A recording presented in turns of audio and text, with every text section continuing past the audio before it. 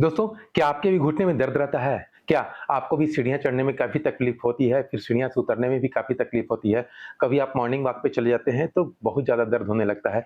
घर में जब आते हैं तो देखते हैं कि घुटने में स्वेलिंग भी है। वहाँ पे बहुत ज़्यादा दर्द रहने के कारण जब आपने डॉक्टर को दिखाया, एमआरआई कराया या एक्स-रे कराया, तो सभी ने यही कहा है कि आपको ऑपरेशन करना पड़ेगा, ऑपरेशन के अलावा कोई उपाय नहीं है। तो आज मैं इस वीडियो के माध्यम से आपको एक्सरसाइज़ बताने जा रहा हूँ। साथ ही साथ एक सप्लीमेंट के बारे में बताने जा रहा हूँ ताकि आप अपने घुटने के दर्द को 100% तो एक्सरसाइज से ठीक कर सकें। वहाँ पर जो ग्रीस की कमी हो जाती है, जो सनेवियल फ्लूइड की कमी हो जाती है, उसको भी आप रीजनरेट कर सकें।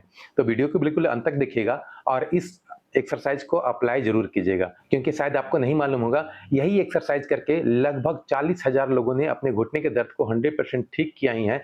आज वो पहले की तरह आराम से ज़िंदगी जी रहे हैं।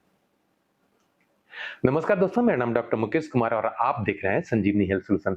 आज की वीडियो में हम एक्सरसाइज बताएंगे ही साथ एक सप्लीमेंट के बारे में ही बताएंगे ताकि आपको जो ग्रीस की कमी हो रही है या कार्टिलेज की कमी जो हो रही है, उस चीज को भी आप पूरा कर सकें। आज मैं आपको 4 एक्स-रे दिखाऊंगा। एक्स-रे नंबर 1, नंबर 2 और नंबर 3 और नंबर 4। यह चारों एक्स-रे मैं आपको इसलिए दिखा रहा हूं ताकि आप यह कंफर्म कर सकें कि आपके हाथ में जो आपका एक्स-रे है वह चाहे तो दोनों पैरों में प्रॉब्लम होगा या किसी एक पैर में प्रॉब्लम होगा।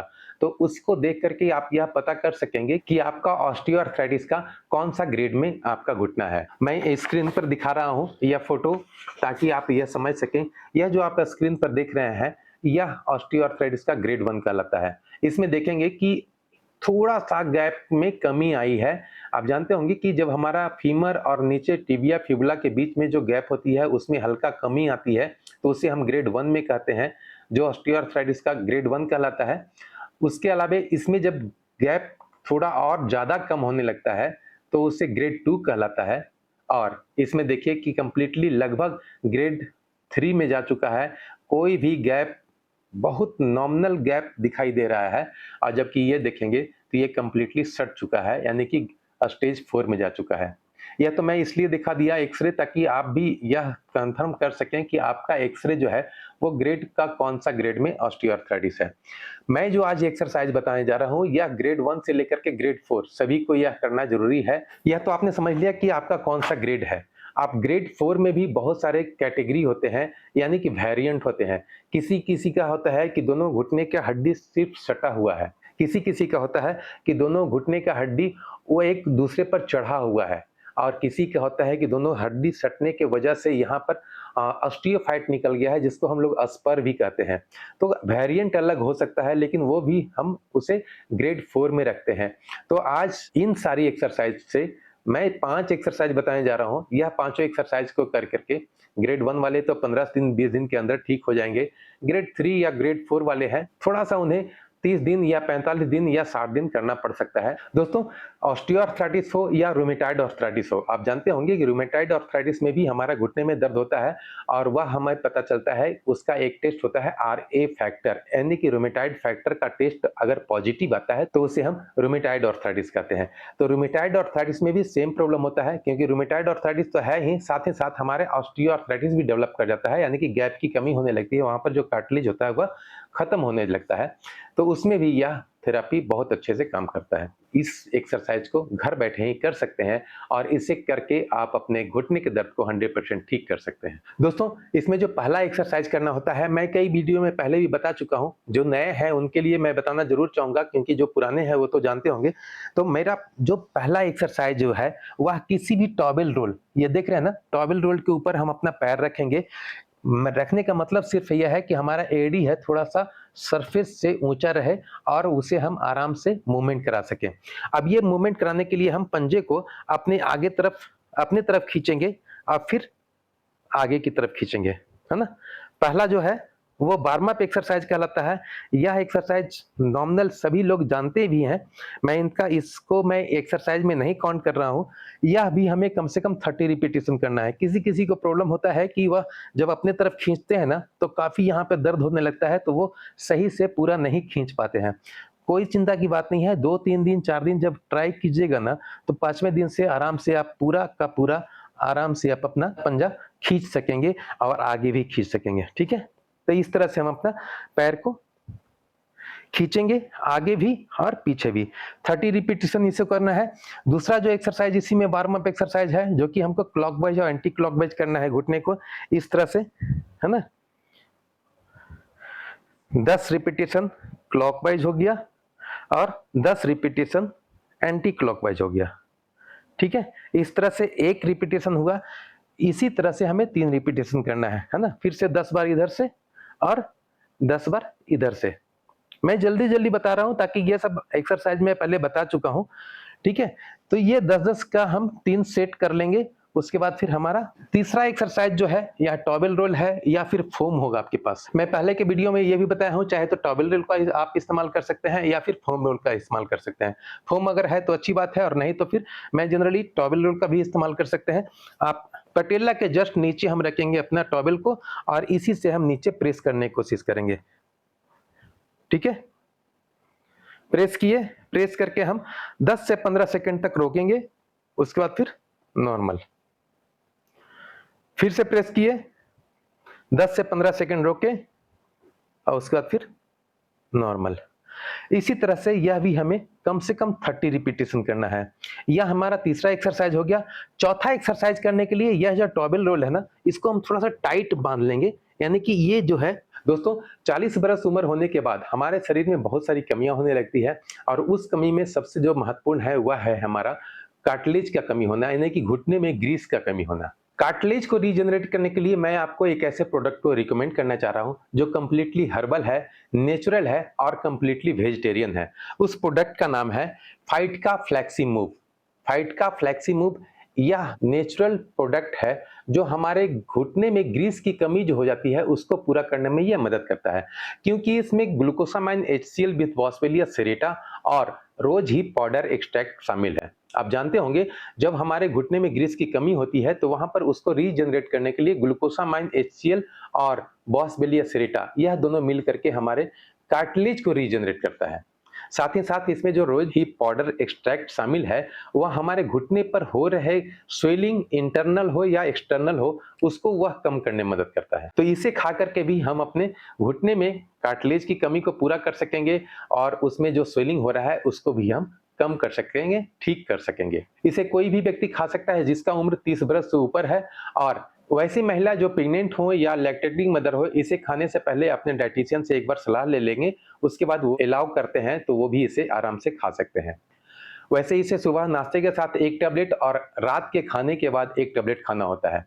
इसे अगर 1 महीना खाते हैं तो अच्छी बात है, अगर 3 महीना खा लेते हैं तो ज़्यादा बेहतर, आप अपने घुटने के दर्द को ठीक कर सकेंगे। इसे खरीदने के लिए अमेज़न या फ्लिपकार्ट ऑनलाइन शॉपिंग पर कहीं से भी आपको मिल जाएगा, अवेलेबल है। लेकिन अगर इनके वेबसाइट www.faidka.com पे जाते हैं तो वहाँ पर आपको 10% का एक्स्ट्रा डिस्काउंट भी मिल जाता है। तो आप 1 महीना, 2 महीना या 3 महीना का भी ले सकते हैं। इसके सारे लिंक्स पिन कमेंट में और डिस्क्रिप्शन बॉक्स में मैंने दे रखा है, ताकि आप भी अगर इसे खरीदना चाहते हैं तो आराम से खरीद सकते हैं और अपने घुटने के दर्द को ठीक कर सकते हैं। लेकिन ऐसा कभी नहीं समझिएगा कि हम किसी दवा को या सप्लीमेंट को खा करके हम अपने घुटने के दर्द को ठीक कर लेंगे, क्योंकि आप जानते हैं कि घुटने में जो कार्टिलेज की कमी होती है उसका मेन रीजन होता है हमारे गैप की कमी होना, और गैप की कमी को बढ़ाने के लिए हमें एक्सरसाइज करना जरूरी है। मैं कई बार पहले ही बता चुका हूं, कोई भी सप्लीमेंट खाने से पहले आप एक्सरसाइज का इस्तेमाल जरूर करें। एक्सरसाइज हमारे डिफॉर्मिटी को अच्छा करता है, ठीक करता है,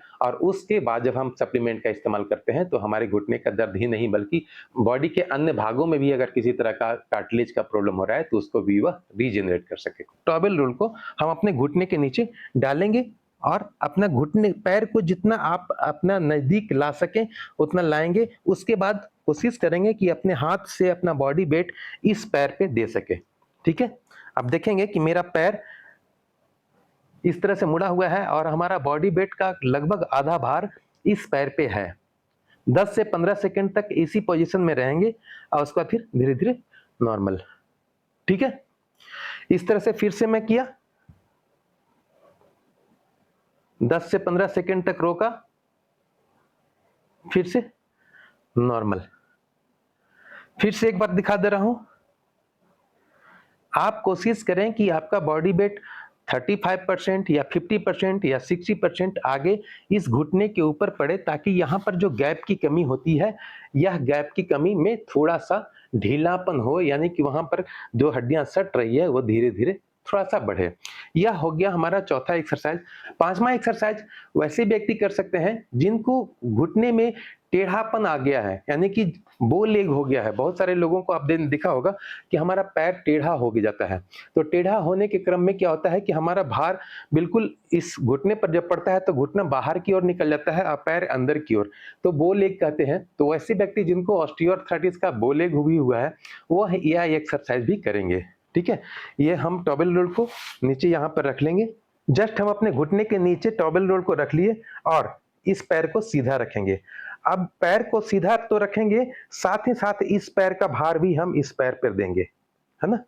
अब देखेंगे कि हमारा मेडियल साइड में जो प्रॉब्लम हो रहा था, गैप की कमी हो रही थी, यहाँ पर हमें काफी दर्द होने लगेगा। चिंता करने की बात नहीं है, धीरे-धीरे हम अपना वेट इस पर डालेंगे। ज़्यादा एकाएक ज़्यादा वेट नहीं डालेंगे पैर का, उसके बाद फिर नॉर्मल। फिर से डालेंगे, चूंकि इसका कमांड हमारे हाथ में होता है, तो हम अपने पैर का वजन कितना इस पे डाल रहे हैं, यहाँ पे जैसे जैसे दर्द करने लगेगा, ज्यादा करने लगेगा, तो हम पैर को नीचे उतार लेंगे, फिर से रखेंगे। आप 2 दिन 4 दिन कर लेंगे अगर, तो आप देखेंगे कि इस तरह से आप पैर रख भी रहे हैं तो कोई प्रॉब्लम आपको नहीं हो रही है। धीरे धीरे यहाँ पर जो है ना, वह हमारा गैप खुलने लगेगा और आराम से हमारा जो टेढ़ापन का जो प्रॉब्लम था वह भी ठीक हो सकेगा। ठीक है, यह हो गया 5वां एक्सरसाइज।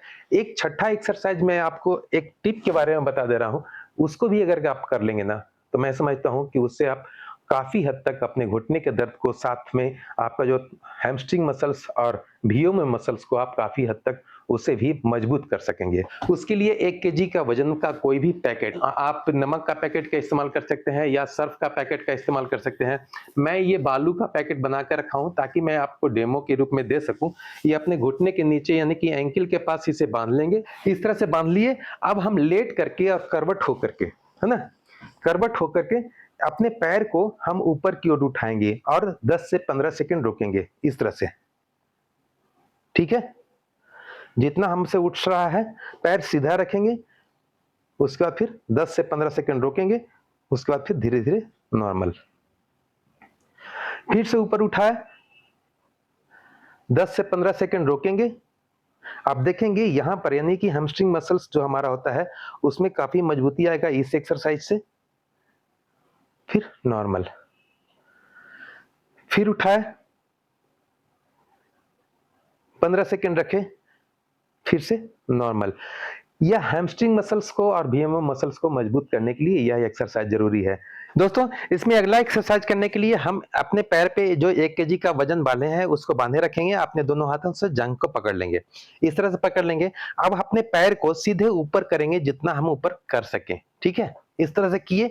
अब यहां पर जाकर के हम अपने घुटने के, हम अपने पंजों को अपने तरफ खींचने की कोशिश करेंगे। ठीक है, आप देख रहे होंगे। इसके बाद फिर धीरे धीरे नॉर्मल,